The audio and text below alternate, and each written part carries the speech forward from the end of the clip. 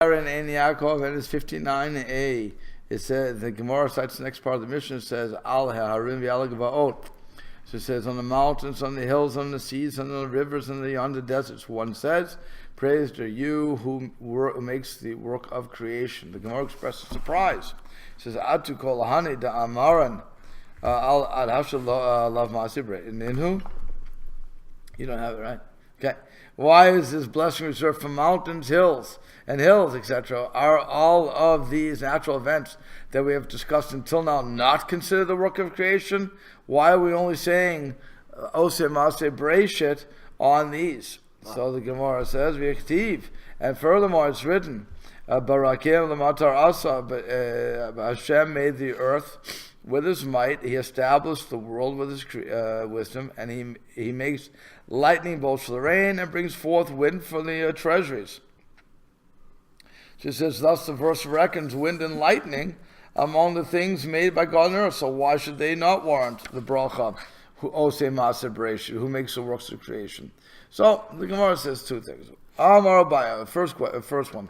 Karuch v'taneh, wrap them all in one segment of the Mishnah and teach that the Mishnah requires both blessings for each of these elements of nature. So Abaya maintains that the Mishnah should be taught thus: on comets, on earthquakes, on thunder, on winds, on lightning, on mountains, on valleys, on seas, on rivers, and on deserts, one should say, praise you, the Osei Maaseh Bereshit, the one who makes the work of creation, and the second one, blessed are you, for his strength and his might fill the world. So he should be, according to Abaye, when he sees these things, he should make both brachot. Yes, we only say one. Why does it stop at deserts? Why doesn't it go into like canyons and scrublands? Or I don't think they stop at deserts. So again? Why doesn't it go into like canyons, like really deep river beds? It would, because the Gemara is saying etc. It's saying if you, it's saying chulu, etc. What? When you see things that are impressive, you're looking at things that are impressive. So again, if I see the Grand Canyon, I would make a bracha. I'll say Ma'aseh Bereshit. I wouldn't say both. What? Mississippi River. Is that a big river? Yes. Okay. So it's a big. When you see the Great Lakes, some people may want to say that. Oh, wouldn't that qualify? Like, because it's very large? Yeah, so I'm saying it's because it's something that you normally wouldn't see. I mean, some people would say, I don't know. An ocean, everybody agrees. If you don't see it within 30 days, in other words, you didn't see it within 30 days. Very large lake, because when we were in Israel last time, so our guide, when we went up north, the guy says there's the Canaries, and we say Osei Maaseh Bereshit. Okay, yeah. No, if it's something that's really, something that's startling, you're going to say Osei Maaseh Bereshit. But if it's not, I mean, if I'm in the desert and I see a tumbleweed, I'm not going to say Osei Maaseh Bereshit. It's a tumbleweed. Even there, I'm not going to say it. It's in the desert. I'm expecting it, as it were. But if you would see the desert the first time, the Negev, you'd probably also say it. Again, as it expands. Well, when you go to the top of Masada and you see the entire place, it's a very impressive sight. Even though it's all sand, it's very impressive. Masada is in Israel. It is the lowest. It is. I was going to say the lowest place on earth, but it's not. It's Dead Sea is the lowest place. Dead Sea, right? It's in that area, but Masada was the place that the Romans, the last stronghold, right? That the Romans killed the Zealots from, right?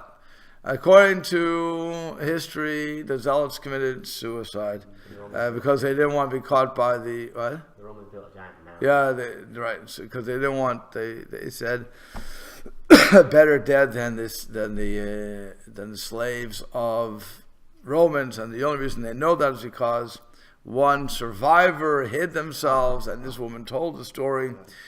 Other people, and I always like giving this theory over because I just think it's so much fun. The other theory is they never committed suicide because that's against Jewish law to commit suicide. Really, what happened was that the Romans slaughtered the people wholesale because they wanted to get rid of the rebellion. But they could, if they would have said they slaughtered them, what would have happened? They would have become martyrs. They would have become martyrs. So once they become martyrs, then the fight would continue. When you say that they all committed suicide, they become a bunch of Michiganers. So who wants to become part of the Michigan movement? This, Josephus is the one who promulgated the story, right? Again, he said that the woman said. Yeah, and of course he was a turncoat. And Joseph, he was a turncoat Jew to right, the Romans. Josephus was a turncoat. He wanted to certainly stop the rebellion himself. Sorry. And so it's very questionable as to what happened at Masada. Well, we will never know what happened. So you can either take the theory that it was a mass murder and they just said it was suicide, or it was really suicide. And by the way, if you want to claim suicide, the other way you'd have to look at that. It's not anywhere near this topic, so anybody watching, just deal with the conversation. But the other side, it would be the same reason why Shaul says to his armor bearer when he's about to be killed, because they've already shot him with arrows already, and now he says to his armor bearer, Saul. So, what? I thought Samuel died the same way, no? No, Samuel dies a normal death. Oh. So he's shot, and he says to his armor bearer, "Kill me rather than I fall into the hands of these uncircumcised Philistines, and they will claim they killed the anointed one." So the guy says he doesn't want to. He falls in the point, and so Shaul falls upon his sword. Again, the question is, did he die, or did the guy actually kill him? Who knows? There's a whole. Somebody claims to have killed Shaul later to David, so it's an interesting development there. But why could he commit suicide? For that reason, because they would have mocked him and made a whole thing. It would have been a desecration of God's name. So the same thing with the zealots. They could have argued that if they would be captured, it would have been a desecration of God's name. So that would have been their rationale, religious rationale, for committing suicide. Again, you have your choices for what happened at Masada, but that's what Masada is. But again, so if you go to the top of Masada, okay, and you look out, you see sand all over it. It's all sand. You see Jordan across the way too. But everything's sand. It's all desert, literal. It's nothing but sand. And it's an amazing sight. Just an amazing sight. So at that point, again, you could say, Osem Mashe Bereshet. Okay. So Rava said the two segments of the Mishnah should remain separate. And Hata Mevarech Tarte. So there, in regard to comets, earthquakes, and other natural events, one recites both brachot, Baruch Shekocho Maliolam, Osem Mashe Bereshet. And here, sorry, just translation. The one you should say both that his and he's saying first that his might and his strength and his might fill the world, and then who makes the work of creation. It's interesting. The other one said it.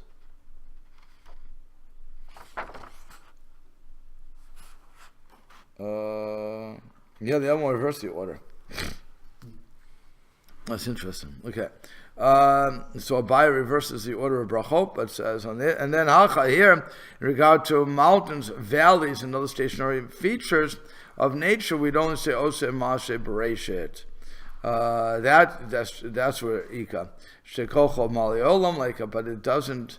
There's no cause to say that his power and his strength fill the world, because it's not showing anything. It's just a mountain or a river or something. It's not showing power as compared to comets, earthquakes, and lightning, and so on and so forth. Okay. Yeah. Do you say a blessing over man-made objects, like an impressive man, Mount Rushmore, or Big Ben? No, it's not. You wouldn't say Osem Mashe Bereshet. No. But is there a blessing you say over there? No. No. Okay. Because it's from man. Yeah, it's got to be from the beginning of creation, yeah? No. To say the bracha. No, it has to be something that God made. So Yeah. Oh, not from the... Simply, I thought it was from the beginning of creation. How do you know? How do you know the comet's from the beginning of creation? The what? A comet, Oh, comet. an asteroid, a shooting star. Oh. They're burning up. I mean, Is that Osei Masei where she's? yeah. Oh. So, but you say blessings over like wise men and stuff. But God created them. Right, over wise men and kings and stuff like that. Right. So that's what I was asking. Is also things over what people made, like really impressive. Not that I know of. I never heard of, if somebody made it, that we should say, you maybe want to say for his chachma, I mean, maybe for his wisdom of how to do it. But again, in all those situations, by the way, I would never say the full bracha. I would just say Baruch Osem Asher Bereshin, Baruch Shachachmato, something like that. I would skip the God's name. There's no problem with that. Or if you want to, if you know Tehillim well, if you know Psalms well, there's plenty of verses from Psalms that one could say about specific events. I was just thinking, you're on top of Masada and you look around like, wow, it's a really good desert. You pray God for what he did and made desert, some Breshit. What was that in English? Osem Asher Bereshin, who makes the works of creation. Right. So then you look at, you saw the big ramp that they built up to the mount to get into Masada. Right. Oh, that's also pretty impressive. They built a ramp out of Sand. sand. Yeah. So the road that comes up. It Took years. Before it was a thing, and it was a hill, and then went up like that. You know, what they should just kept throwing stuff on them. I'll just take forever. No, it's just from the beginning of creation. I think what I read was concerning the Kineret. So it says like a giant sea or the ocean that has existed from the beginning of creation. And he said you wouldn't say it over the Dead Sea. Would not? Would not. Why? Because if you're saying it over an ocean, the Dead Sea is not there. Been there since the beginning of creation. It's farmed over how many thousands of years, whatever. I thought it was just on the Gemara. Yeah, so I'm not sure. I'm not sure. Yeah. By the time you've hit the Dead Sea, you've said it's a bracha so many times. yeah. So who knows? So you're saying if you see a phenomena, if you're not, you just say. I would just say bracha sem Asher Bereshin. Yeah. Okay. That's all. Again, unless I know for sure that I should say it, but it's of the Great Lakes, it's like that. Okay, so you're going to say what you're going to say, but it's like I said, I'm very weird to start using God's name on all these things, just to praise it. I'd rather say Osem Asher Bereshin, Osem Asher Bereshin, Rosh Kochel, Grantam Aleolam, and all the other different brachot that we have, than to say a full thing. Because how do I know the person's really smart? How do I know the person? Okay, it comes to a king. What's a king today? A king today is not what a king was in the yesteryear. What would you say if you would have met Albert Einstein? Shalom Aleichem. Well, I would have said, Shalom Aleichem, are you going to come at Dominion or not? That's what I would have said to Albert Einstein. You said it's all playing dice, come to Shul. Okay. No, for him you would say, again, you would say the bracha for wisdom. But assuming that he really did have that wisdom. Yeah. But, I don't know Albert Einstein, but it's, you would say for a lot of people, I'm not saying, again, I'm not going to argue those things. But we have to understand, and this is a problem that we face. To whom was the Gemara's referring? When it says king, we don't have any concept of king today. There's none.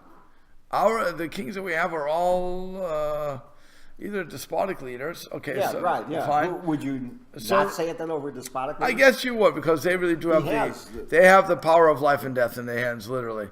And but the king, like the King of England, no, I wouldn't say it for him. It's a figurehead there. Right, it's a figurehead. So now you have to figure out what's a figurehead. When it comes to a rich person, what's a rich person today? Is a rich person a millionaire, a billionaire, a trillionaire? What is a rich person? I don't know. Because everybody seems to be a millionaire. I'm not, but everybody else seems to be one. They all claim they're millionaires. So it's, everybody the guy driving the car could be a millionaire. I don't know. Millionaires not so hard to make apparently these days. Again, I wouldn't mind, but I don't think they pay the rabbis millions yet. Maybe they're in the wrong profession for that. But it's again, what's rich? I'm not. What's poor? They even go the other way. According to the Gemara, a poor person is somebody who doesn't have enough food for 2 meals a day. Who in America doesn't have? I'm going to put it like this: who in America who is not mentally sick, doesn't have that? Via the Obama, whatever social. I'm using Obama, but let him enjoy his vacations already. The government care. The government care, everybody care with your social, what's it called, food stamps, with your Medicaid, Section 8. People, I always said that people in Section 8 live better than people in the third world. Sure, They're living kind of like kings. Color TV. Cable. Yeah, cable. Dish, they have Dish. I was living opposite Section 8. They had Dish satellite. Saying, wait a second, you're Section 8. I didn't have that. How do they get it? But, again, so what is poor? We don't even know what poor is. That's what I'm saying. From the Gemara stance, a lot of things are different. That's why when it comes to Meiser, is it still only 20%? Or is it now we can get much more? Because we have the money is ridiculous what we have today. Baruch Hashem has blessed us with so much. And so now, really, we can give us 20%. Maybe we can give 40%, maybe 50, maybe 90, without being hurt. Again, the question is, when do you become hurt? If you're this Bill Gates, who says I have more money than God, well, he didn't say it, but that's the expression. But if that's what it is, and you want to give your money away, and you're just tired, or the other guys who are just mega rich, George Soros, who doesn't need again, according to everybody, doesn't need the money. I don't know, maybe he does need the money. I don't know these people at all. I know names. But, are they only allowed to give up to 20%? Or can they give more? So, again, we have to figure out what it was talking about. So, same thing here. When you're looking at man-made things, I'll give you your thing. You look at Mount Rushmore. Or you look at all of what Michelangelo did. I mean, when you think about what he was on his back and he painted the Sistine Chapel, and just think about that. What he had to have that vision as to what he's doing.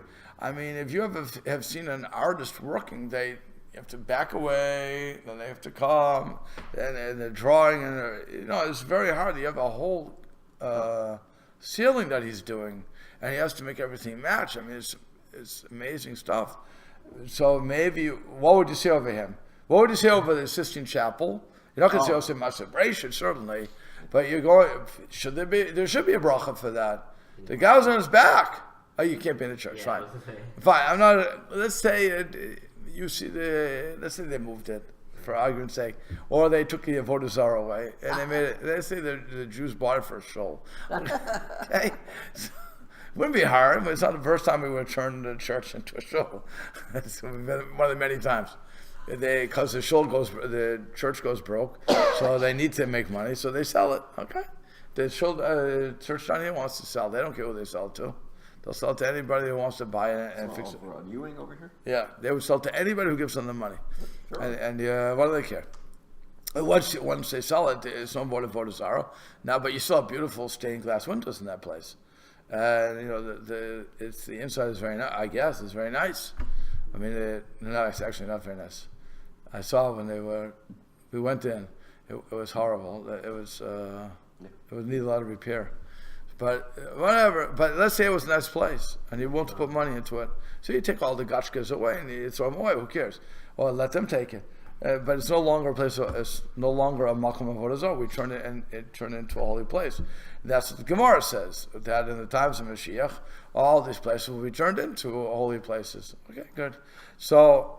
And when Mashiach comes, we're going to go into Sistine Chapel. There you go. Yeah. And now we're going to look up and we're going to say, what a beautiful picture. Is that all we can say? Or can we say a bracha over it?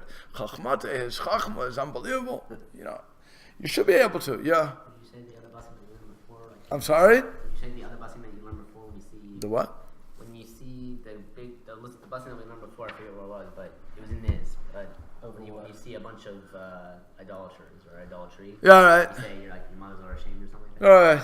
So when you see these things happen, you say, I guess you would say that or something along those lines because of. Well, no. Again, if Mashiach is here, now I'm seeing everything because everything's. I mean, if you're in Rome. Oh, in Rome, yeah, you would say that. No, you would say that certainly. Yeah, I would say it softly, by the way. I would say it very softly. You really don't want it to attack. But, right. Don't even enter Mecca or anything like that. Right. No, I wouldn't want it to. They That. don't even want you there. Right. But like I said, I would. But the point of making these brachot is because you're recognizing the beauties of Hashem. Right. So, and like I said, but when somebody does something else, and if a man does, you can always, like I said, you could praise their wisdom at most. But that's also praising God who gave them the wisdom. So, yeah. Okay, so then he continues to say, Amar Rav Yeshua ben Levi. Right? Yeah. So Rav Yeshua ben Levi said, Haroat rakia b'taharata omer. If one sees the sky in its clarity, that is, without a speck of a cloud. You ever see a beautiful, like right now? Yeah. Oh no, there are some clouds there, but okay. Most part, no clouds. So he wants to say, Baruch Oseh Ma Bereishit.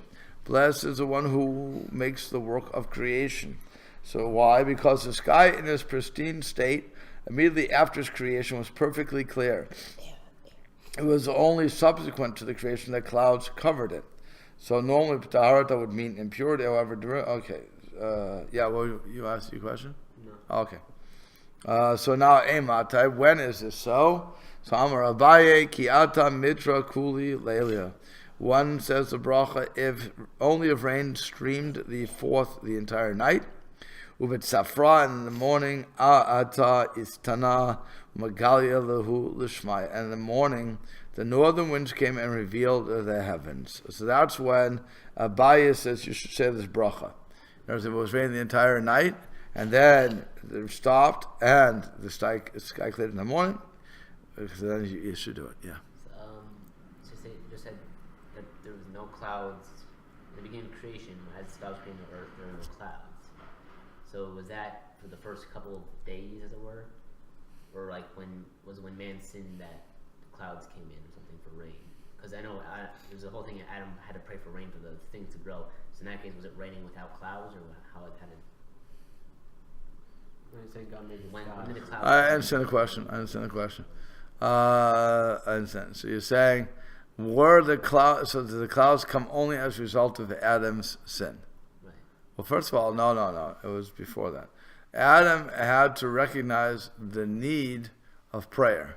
Right. So this is before the sin. Right. So that would be so. So then he prayed and it rained. So it would have had to rain with clouds. Because God doesn't do miracles for no reason, right? And He wants you to think that it's natural.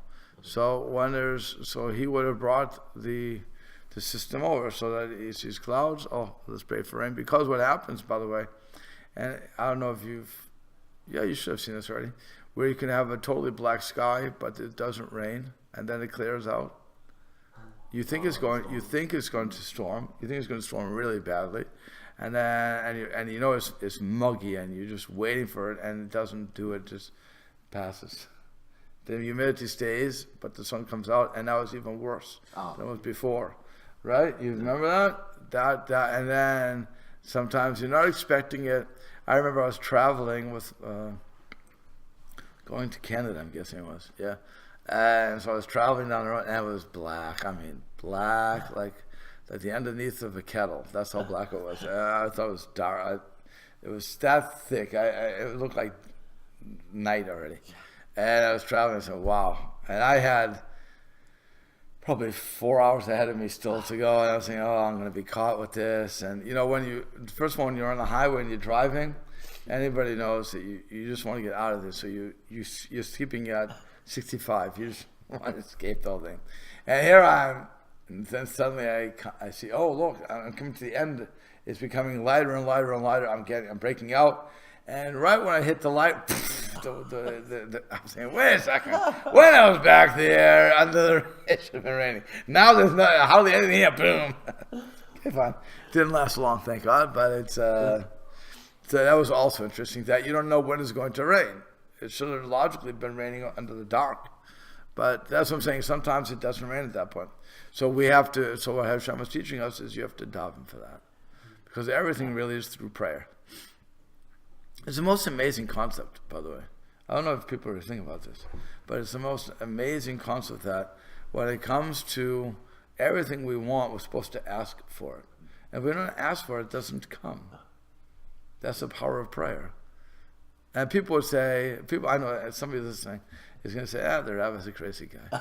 It's going to come no matter what. No, it doesn't. It comes, that's what Hashem's teaching us. And we've all have experienced it. We've been through those clouds, and it wasn't raining. It just passed. And for some reason, it just passed and didn't drop rain. Some other place will drop the rain. But where you wanted it, it didn't drop the rain. Where you thought it was going to happen, didn't do it. But it doesn't somewhere else, fine. And Hashem is teaching us that all we have to do is ask. All we have to do is ask. That's it. He trained it with the manna. With the manna, he trains it so many other places. Okay. But, so now what happens is, he says, often the sky remains cloudless for several days or weeks. And that's so you're not going to say it every time, right? Surely the Gemara does not suggest that one recite the blessing every time one sees the sky then. So Abaya therefore explains that the blessing is appropriate only when the sky is renewed. It is overcast and then cleansed of all its clouds. Furthermore, the sky must be left cloudless in the morning when its brilliance is most marked.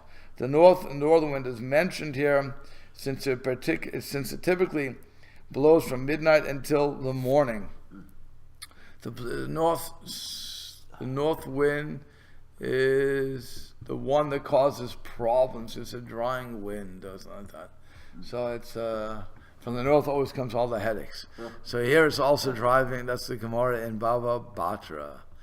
It's not for good. And why they know that? Because that's what Bavel was. Even though Bavel wasn't from the north, but Bavel was from the east, but it was northeast. So they said it's north, right? So we don't have to worry about this. It was so interesting because the Gemara had a question like that. It says in the north, we're in the Babel, so we have to daven towards the north, and so this is why the north when you're to the east, it beats to the west. So northwest, okay. Or southwest, whatever it was. No, southwest. That's what it was. Southwest, and because south is where the menorah was, so that was for enlightenment. Okay, that's what it was. Yeah. Great Gemaras. Okay. Anyway, so Upaligi de Rafram bar Papa Amar Rav Chisda. So they dispute the view of Rafram bar Papa in the name of Rav Chisda. We'll finish this up. The Amar of Papa, the Amar Rama Raf Ram bar Papa Amar Rav Chisda. Miyom Shechara Beit HaMikdash. From the time that the Beit HaMikdash was destroyed, lo near Eit Rakia B'Tara. From the day that the temple was destroyed, the sky has not been seen in its clarity. Shnei, as it says, Al bi Shamayim Kadrut V'Sak Asim B'Kesuta. I clothe the heavens in blackness and make the sackcloth, the sackcloth their garment. And wow, this is where we will stop then. Okay. Because we're going into this whole wonderful thing of next week, God willing, we're going to be talking about Birchat HaChama, when the sun is seen where it was on the day of creation. Oh, which we just had a few years ago. Yeah.